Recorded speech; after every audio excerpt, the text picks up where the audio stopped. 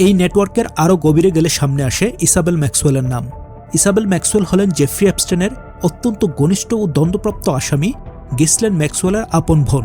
স্বয়ং Jeffrey Epstein Isabel ম্যাক্সওয়েলকে doctor Mohammad ইউনুসের সঙ্গে পরিচয় করিয়ে দেন।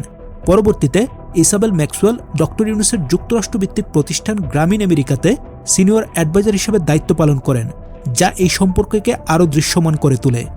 কিছু অনুসন্ধানী প্রতিবেদনে আরও দাবি করা হয়েছে যে ডক্টর ইউনুস ও ইসাবেল ম্যাক্সওয়েলকে ওয়াশিংটন এবং নিউ ইয়র্কের বিভিন্ন বিলাসবহুল হোটেলে দীর্ঘ সময় ধরে বৈঠক করতে দেখা যেত। এই নেটওয়ার্ক শুধু এইখানে সীমাবদ্ধ নয়।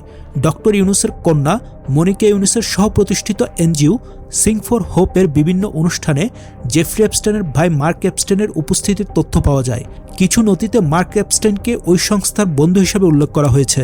এই সমস্ত যোগসূত্র একত্রে একটি সুসংগঠিত এবং প্রভাবশালী অন্ধকার নেটওয়ার্কের ইঙ্গিত দেয়, যারা প্রয়োজনে একে অপরের পাশে থাকেন।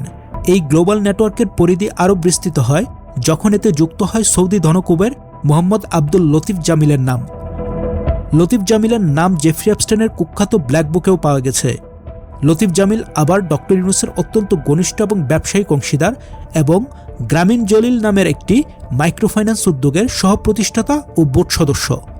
ইউনুস এবং জামিলের সম্পর্ক কেবল ব্যবসায়িক নয়, বরং দীর্ঘদিনের ব্যক্তিগত ও জনকল্যাণমূলক সহযোগিতার মধ্যে গড়ে উঠেছে।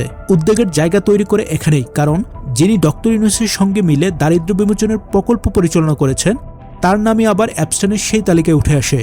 এমনকি কিছু প্রতিবেদনে লতিফ জামিলের সঙ্গে আল কায়দার অর্থায়ন সংশ্লিষ্ট ব্যক্তিদের যোগসূত্র থাকার দাবিও করা হয়েছে।